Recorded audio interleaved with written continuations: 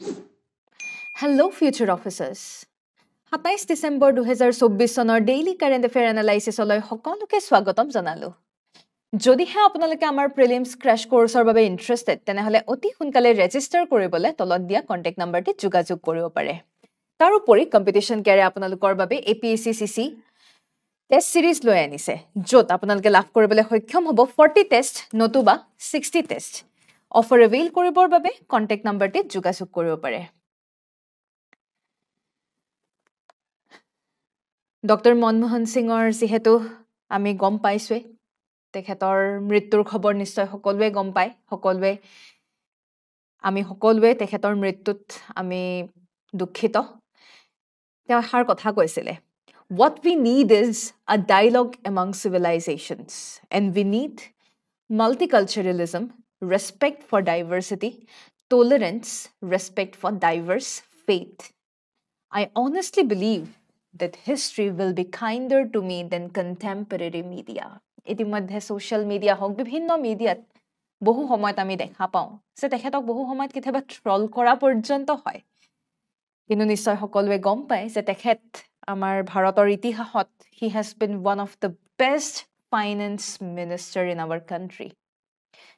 হয়তো মোক কথা কম কয়, কিন্তু এষাৰ কথা আছে ইংৰাজীত, আমি এষাৰ কথা নকওঁ জানো, Actions speak louder than words. আৰু তেখেতে নিজৰ জীৱনত কৰ্মৰাজি অৱস্থাত তেখেতে সেয়াই প্ৰুভ কৰিছে। তেখেতে সেই তেতিয়াতে মাল্টিকালচাৰেলিজমৰ কথা কৈছে, ডাইভাৰ্চিটি বিভিন্ন ধৰণৰ বৈচিত্ৰতাক সন্মান কৰাৰ কথা কৈছে, টলাৰেন্স সহিষ্ণুতাৰ কথা কৈছে, সহিষ্ণুতাক সন্মান জনাবলৈ কৈছে, সকলোৰে বিশ্বাসক সন্মান জনাবলৈ কৈছে। আৰু যদি আমি সকলোবোৰ কৰিবলৈ আমি সক্ষম হওঁ তেতিয়াহে আমি ভাৰতবৰ্ষক এখন বিকশিত দেশ ৰূপে দেখা পাবলৈ সক্ষম হওঁ। আৰু তেখেতক শ্ৰদ্ধা জনাই আজিৰ নিউজ এনালাইচিছ আমি আৰম্ভণি কৰিবলৈ ওলাইছোঁ। তেনেহ'লে আহক আজিৰ মষ্ট ইম্পৰ্টেণ্ট টপিকসমূহ। প্ৰথমে আমি গুড গভৰ্নেন্সৰ ওপৰত আলোচনা কৰিম। খুবেই important GS2 paper, governance paper এখন আছে, খুবেই ইম্পৰ্টেণ্ট এটা টপিক। যোগেশ্বৰ শৰ্মা এৱাৰ্ড GS5ৰ কাৰণে।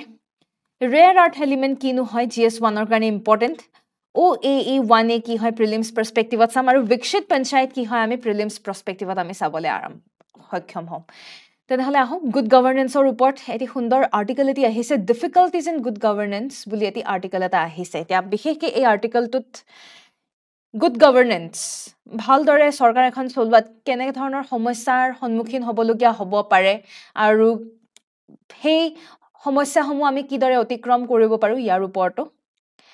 ওপৰতে আলোচনা কৰা হৈছে। বিশেষকৈ গুড গভৰ্নেন্স বুলি ক'লে আমাৰ কেইটামান প্ৰিন্সিপলছ বা কেইটামান কেৰেক্টাৰিষ্টিক্স আছে। যেনে প্ৰথমে আমি ক'ব লাগিব গুড গভৰ্নেন্স বুলি ক'লে accountability, it should be accountable, হয়নে? আজি আপুনি কিবা এটা কাম কৰিলে, আপুনি সেই কামটোৰ যদি কেনেবাকৈ ভুলো যদি হৈছে, কোনোবাই যদি আপোনাৰ সেই কামটো ক্ৰিটিচাইজ কৰিছে, আপুনি বেলেগলৈ সেই দুখটো ঠেলি নিদি ইউ শুড বি একাউণ্টেবল, যে মই কৰিছোঁ, you should be accountable, you should be responsible, যে মই কৰিছোঁ। দেৰ শুড বি ট্ৰান্সপেৰেঞ্চি, সকলো বস্তুতে ট্ৰান্সপেৰেঞ্চি থকা উচিত, কি হৈছে কি হোৱা নাই। ইকুইটেবল এণ্ড ইনক্লুচিভ, সকলোকে সাঙুৰি লৈ পেলাই আমি আগবাঢ়ি যাব লাগে। ইফেক্টিভ এণ্ড এফিচিয়েণ্ট, ইফেক্টিভিটি থাকিব লাগে, এফিচিয়েঞ্চি থাকিব লাগে, ৰুল অফ ল' ফ'ল' কৰিব লাগে, আৰু পাৰ্টিচিপেশ্যন থাকিব লাগিব, সাধাৰণ ৰাইজৰ পাৰ্টিচিপেশ্যন থাকিব লাগিব। কনচেনচাছ অৰিয়েণ্টেড, সকলোৰে কনচেনচাছ লৈ পেলাইহে আমি আগবঢ়া উচিত। আৰু এই যি 8টা ইম্পৰ্টেণ্ট প্ৰিন্সিপল, এই 8টা ইম্পৰ্টেণ্ট প্ৰিন্সিপল আমাক বেলেগ কোনো নহয়, ৱৰ্ল্ড বেংকে গুড গভৰ্নেন্সৰ লগত জড়িত এই ৱৰ্ল্ড বেংকে আমাক এই 8টা প্ৰিন্সিপল দিছিলে। আৰু আমাৰ এখন গণতন্ত্ৰ য'ত বিৰাজ কৰে, গণতান্ত্ৰিক সমাজ এখনত গুড গভৰ্নেন্স সঁচাকৈ খুবেই প্ৰয়োজনীয়।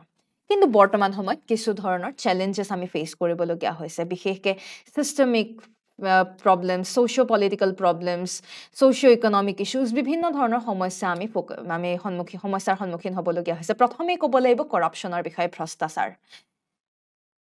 কৰাপশ্যন সকলোৱে গম পায়, বহু সময়ত ফাণ্ড এল'কেট কৰা হয়, কিন্তু সেই ফাণ্ড কাৰ তাত কেনেকৈ ক'ত গুচি যায় আমি গমকে নাপাওঁ।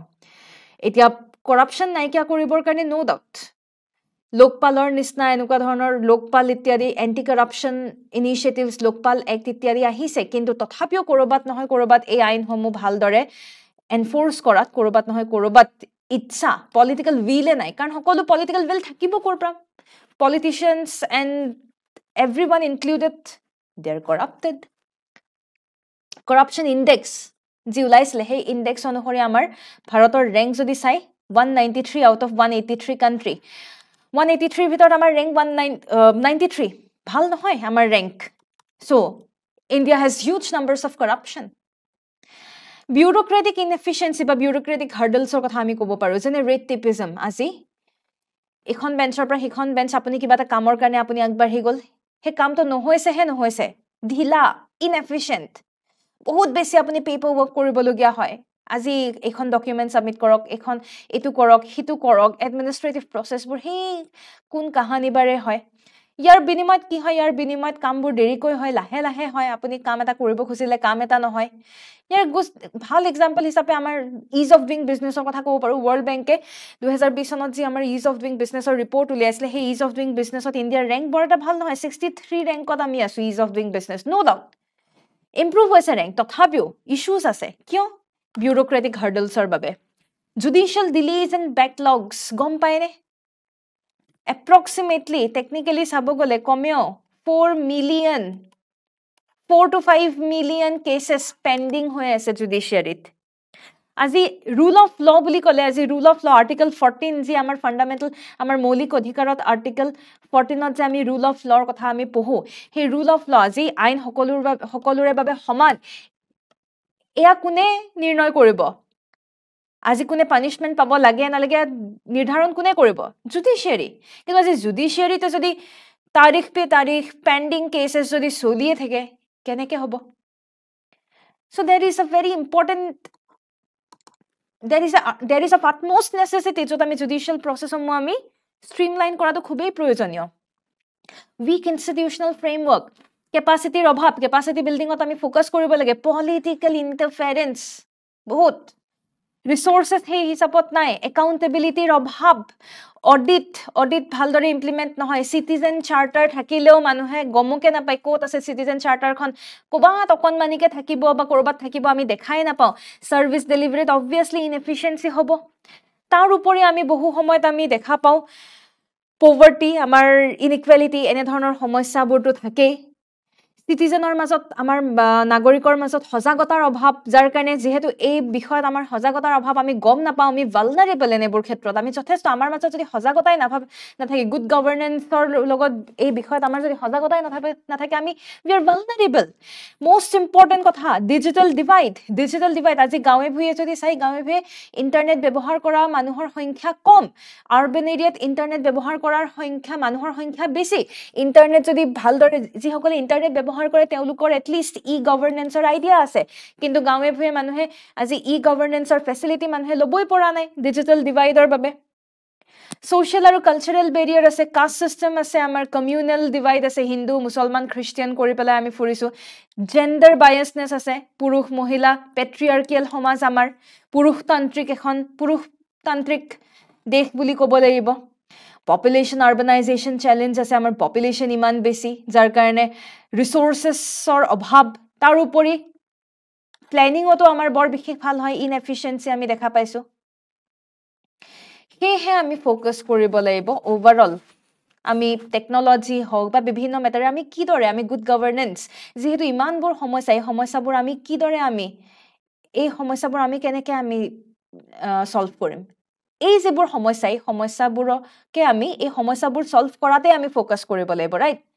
তো আমি কি কৰিব লাগিব পলিটিকেল ইণ্টাৰফেৰেঞ্চ আছে আমি পলিটিকেল ইণ্টাৰফেৰেঞ্চ কমাব লাগিব অৱেৰনেছৰ অভাৱ সজাগতাৰ অভাৱ আমি সজাগতা বৃদ্ধি কৰিব লাগিব বহু সময়ত দেখা পোৱা যায় যে টেকনলজিকেল ইণ্টিগ্ৰেশ্যন যিমান হ'ব লাগে সেই হিচাপত হোৱা নাই টেকনলজি সকলোতে এডপ্ট কৰা নাই তো সেই আমি টেকনলজি আমি লৈ আনিব লাগিব এনভাইৰনমেণ্টেল সাষ্টেইনেবিলিটিৰ অভাৱ আমি দেখা পাইছোঁ আজি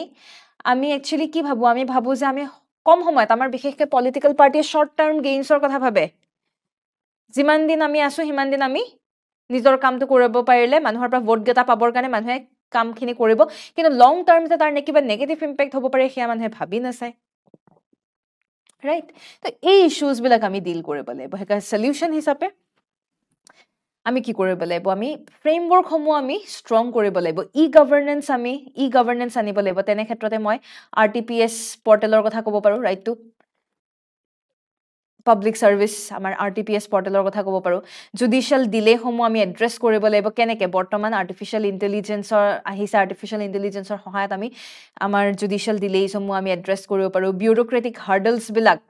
আমি অলপমান হলেও আমি কমাব লাগিব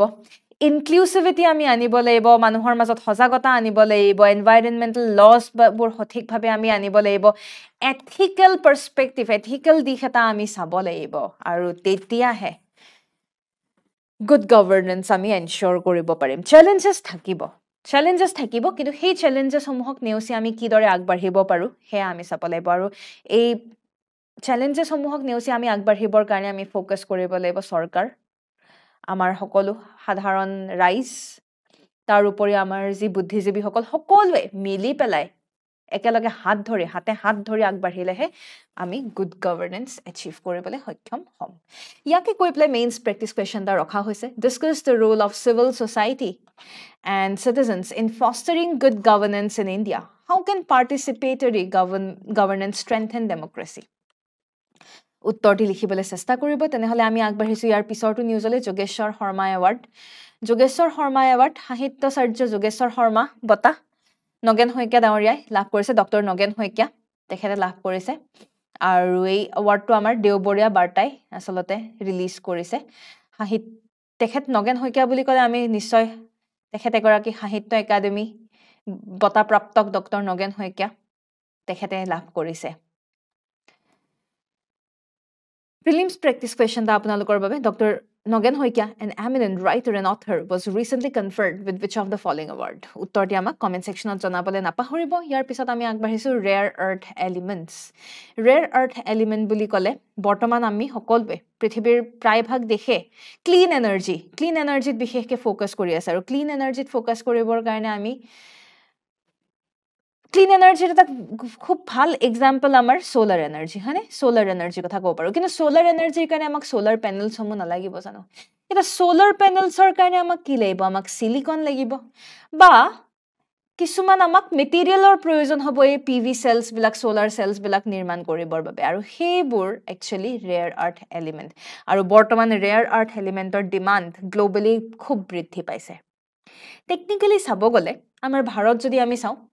Globally, it's the third largest carbon emitter. আমি ইমানেই কার্বন ডাই অক্সাইড এমিশন কৰি আছো আৰু আমাৰ নিচিনা দেশ য'ত আমি কাৰ্বন ডাই অক্সাইড US চাইনা আমাৰ নিচিনা এই দেশসমূহে আমি ইমানেই কাৰ্বন এমিশন কৰি আছো যে আমাৰ কাৰণে সঁচাকৈ ৰিনিউৱেবল এনাৰ্জিৰ দিশত আমি আগবাঢ়ি যোৱাটো খুবেই প্ৰয়োজনীয় আৰু ৰিনিউৱেবল এনাৰ্জি দিশত যদি আমি আগবাঢ়িব লাগে তেনেহলে আমি ৰেয়াৰ আৰ্থ এলিমেন্টৰ সহায় লবই লাগিব এটা আইৰনি কি জানেনে আইৰনিটো এয়াই যে আমাৰ ভাৰতত ৰেয়াৰ আৰ্থ এলিমেন্ট আছে Globally sabo gole we are the fifth largest holder tamane amar ta prosur porimane rare earth element ase still we are dependent on China for the rare earth element bhabok amak dise bhagobane kintu tothapiu ami China r upor nirbhorshil kyo karon amar mazot himantu levelot advanced technology nai je ami rare earth element name sauk rare earth apuni iman hohoje apuni nepae rare আজি আমাৰ মাজত হে ভাল technology নাই যে টেকনলজিৰ সহায়ত আমি আমাৰ ৰেয়াৰ আৰ্থ এলিমেন্টছ সমূহ আমি এক্সট্ৰেক্ট কৰিব পাৰো আমাৰ হে টেকনলজিৰ অভাৱ হে কাৰণে আমি অন্য দেশৰ ওপৰত নিৰ্ভৰশীল হ'বলগীয়া হৈছে আৰু তেনে ক্ষেত্ৰত বৰ্তমান সময়ত কাজাখস্তান বুলি ক'লে হে দেশখন আমাৰ কাৰণে চাইনাৰ তুলনাত strategically better alternative বুলি ক'ব পাৰো because Chinaৰ ওপৰত ৰিলায়েন্স আমি কমোৱাটো আমাৰ কাৰণে এটা ইম্পৰ্টেন্ট পইণ্ট আমি যদি আমাৰ ইকনমিক ষ্ট্ৰং কৰিব লাগে we will have to reduce our import dependency on China আৰু যদি চাইনাৰ ওপৰত আমি ডিপেন্ডেন্সি কমাই দিও তেতিয়া হলে আমি কিবাটো অল্টাৰনেটিভ বিচাৰিব লাগিব যেহেতু আমাৰ ওচৰত নিজৰ টেকনলজি নাই সেই কাৰণে আমি কাজাখস্তানক অল্টাৰনেটিভ হিচাপে পাইছো টেকনিক্যালি চাব গলে চাইনাৰ যথেষ্ট you will see huge amount of rare earth element in China আৰু হে ৰেয়াৰ আৰ্থ এলিমেন্ট আজিৰ ডেটত solar cells battery military gear বিভিন্ন ক্ষেত্ৰত ব্যৱহাৰ কৰি থকা হৈছে ৰেয়াৰ আৰ্থ এলিমেন্ট বুলি ক'লে আমাৰ টেকনিক্যালি চাব গলে 17টা মেটালিক এলিমেন্ট য'ত আপুনি দেখা পাব যে 15টা লেন্থেনাইডছ আছে আৰু লগতে স্কেন্ডিয়াম আৰু ইট্ৰিয়াম আছে ৰেয়াৰ আৰ্থ এলিমেণ্ট হিচাপে সিহঁতৰ স্পেচিয়েলিটি এটা আছে মেগনেটিক প্ৰপাৰ্টি আপুনি দেখা পাব চুম্বকীয় প্ৰপাৰ্টি কিছুমান লুমিনেসেন্স আছে ইলেক্ট্ৰকেমিকেল প্ৰপাৰ্টি আছে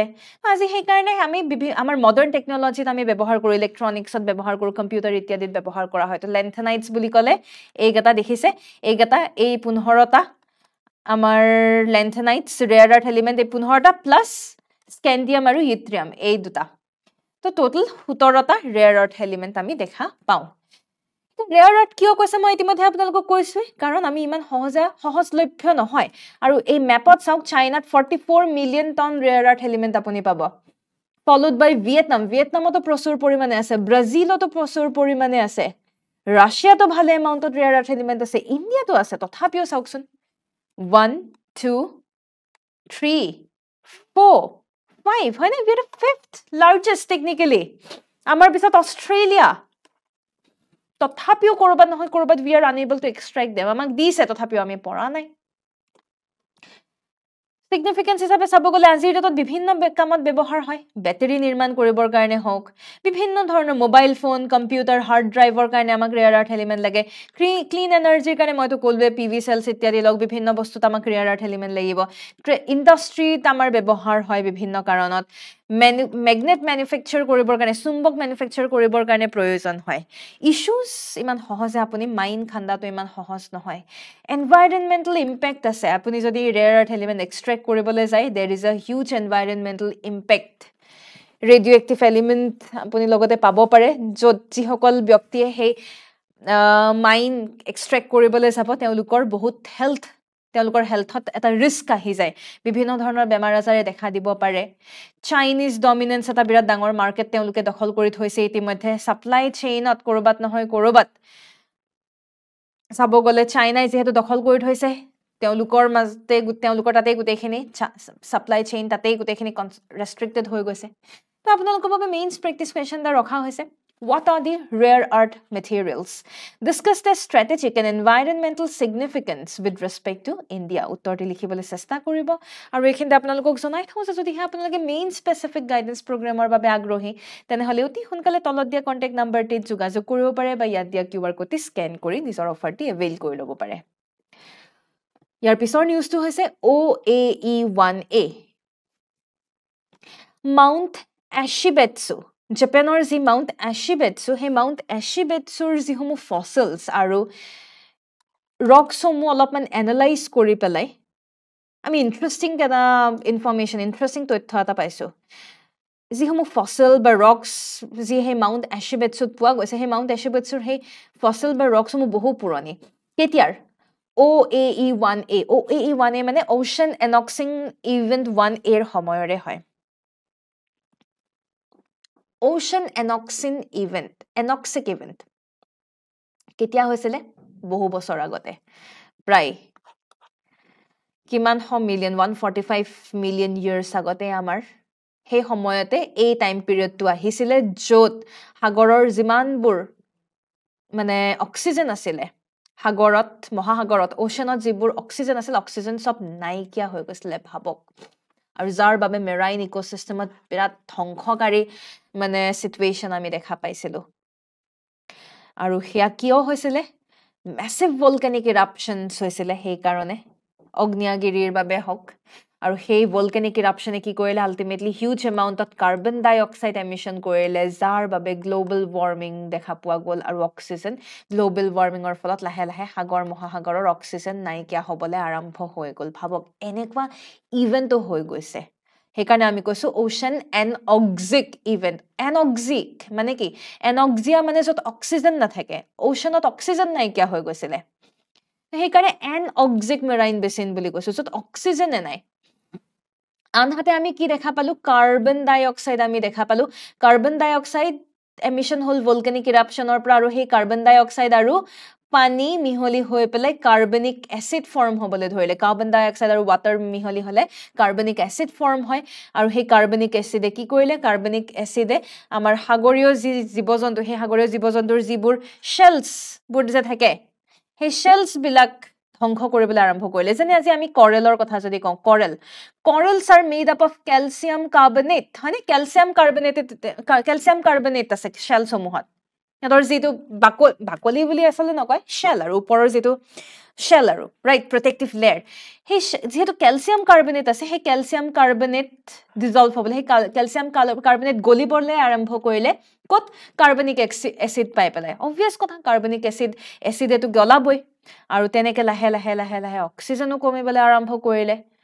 তেনেকে আমি দেখা পালো বহুত লাহেকে আমাৰ যিবোৰ গ্ৰীন কালাৰ সাগৰত প্ল্যাংটনছবোৰ থাকে হেবোৰ নাইকিয়া হৈ গল বিভিন্ন ধৰ শেল প্ৰডিউস হল কাৰ্বন ৰিচ লেয়াৰ বিলাক আহিবলৈ ধৰিলে আৰু তেনেকেই লাহে লাহে কাৰ্বনৰ এমাউন্ট বাঢ়ি গল Prelims practice question ta আপোনালোকৰ বাবে আছে Mount Ashibetsu is located in which country উত্তৰটি নিশ্চয় গম পাইছে উত্তৰটি আমাক কমেন্ট সেকশনত জনাবলৈ নাপাহৰিব আৰু আজি শেষৰটো নিউজ আছে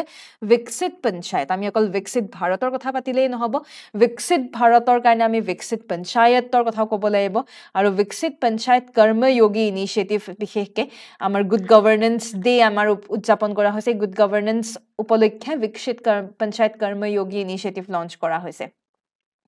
বিকশিত পঞ্চায়ত কৰ্মযোগীত কিহত ফোকাস কৰিছে বিশেষকে তেওঁলোকে আমাৰ যি পঞ্চায়তী ৰাজ ইনষ্টিটিউচন পঞ্চায়ত সমূহ তেওঁলোকে বিশেষকে আমাৰ লোকেল সেলফ গভৰ্নমেন্ট বোৰ ষ্ট্ৰং কৰাত বিশেষকে ফোকাস কৰা হৈছে আৰম্ভণি কৰা হৈছে ওডিশা অসম গুজৰাট আৰু অন্ধ্ৰ প্ৰদেশৰে আৰম্ভণি কৰা হৈছে পাইলট প্ৰজেক্ট হিচাপে এই ইনিচিয়েটিভৰ মাধ্যমেৰে আমি প্লেটফৰ্ম আমি লঞ্চ কৰিছো লাৰ্নিং প্লেটফৰ্ম আৰ্টিফিশিয়াল ইন্টেলিজেন্স ইউজ কৰা হৈছে মোবাইল এপছ ইত্যাদিৰে আমাৰ সাৰ্ভিস ডেলিভাৰী যিহেতু গুড গভৰ্নেন্সৰ কথা আমি ইতিমধ্যে আজি আৰম্ভণিতে গুড গভৰ্নেন্সৰ বিষয়ে আমি পাতিলো তো মানুহক বিভিন্ন ধৰণৰ বস্তু মানুহৰ যেতে প্ৰয়োজন হয় কিবা যদি আজি ধৰি লওক আজি মানুহৰ মাটিৰ লগত জড়িত কিবা সমস্যা হৈছে তো মানুহে এপ্লাই কৰিব লাগিব আজি যেনেকৈ আমাৰ মিশন বসুন্ধৰা হে মিশন বসুন্ধৰা পৰ্টেল হে আৰটিপিএছ পৰ্টেল আছে হে পৰ্টেলত গৈ পেলাই আমি mission Basundhara related land related any matter আমি তাতে ৰিজলভ কৰিব পাৰো হয় নাই আমাৰ তেনেকৈ সেৱা হেতু পৰ্টেল আছে সেৱা হেতু পৰ্টেলত আমাক বিভিন্ন ধৰণৰ সাৰ্ভিস প্ৰভাইড কৰিছে আজি আমাৰ এমপ্লয়মেন্ট এক্সচেঞ্জ কাৰ্ডৰ পৰা আৰম্ভ কৰি বিভিন্ন ক্ষেত্ৰত আমি দেখা পাই আছো সেৱা হেতু পৰ্টেলে আৰটিপিএছ সাৰ্ভিস আমাক প্ৰভাইড কৰি আছে তো তেনে ক্ষেত্ৰত বিকশিত পঞ্চায়ত গাঁৱে ভূঞে যাতে যেহেতু ইতিমধ্যে ডিজিটাল ডিভাইড গাঁৱে ভূঞে মানুহে সঠিকভাৱে গভৰ্নেন্সৰ সুবিধা পাবলৈ সক্ষম হোৱা নাই এতিয়াও ডিজিটাল ডিভাইড আমি দেখা পাওঁ তেনে ক্ষেত্ৰত এই সমস্যাবোৰ নাইকিয়া কৰিবৰ বাবে আমি বিকশিত পঞ্চায়তৰ পইণ্টটো আমি উত্থাপন কৰিব পাৰো And obviously আমাৰ মিশন এটা ডিসেন্ট্ৰালাইজ গভৰ্নেন্স obvious কথা আজি অকল সেন্ট্ৰালাইজেশন হৈ থাকিলে নহব পঞ্চায়ত সিস্টেমতো তেওঁলোকৰ তাত পাৱাৰ থাকিব লাগিব পাৰ্টিসিপেট কৰিব লাগিব ডিসিশন মেকিং কৰিব লাগিব তেতিয়াহে হ'ব Prelims practice question ta আপোনালোকৰ বাবে ৰখা হৈছে what are archaea that were recently seen in news archaea কি হয় primitive microorganisms asteroid invasive weed নে virus কিনো হয় archaea উত্তৰটি আমাক যদি গম পাই উত্তৰটি জনাবলৈ নাপাহৰিবচোন তেনেহলে কালিৰ যে আমাৰ Prelims practice question হে তাৰে উত্তৰসমূহ চাও আহক Greenland the world's largest non-continent island is an autonomous province of which country উত্তৰটি কি হ'ব উত্তৰটি Denmark Kilauea volcano is located in quote located Kilauea volcano it's located in United States AI asila azir hobihe jodi he apnalogor kiba inquiry thake tenehole yad dia contact number ti jogajog koribo pare ba QR code ti apnaloke scan kori apnalogor inquiry homu raise koribo pare yake koi pelai dhonnobad joy ayo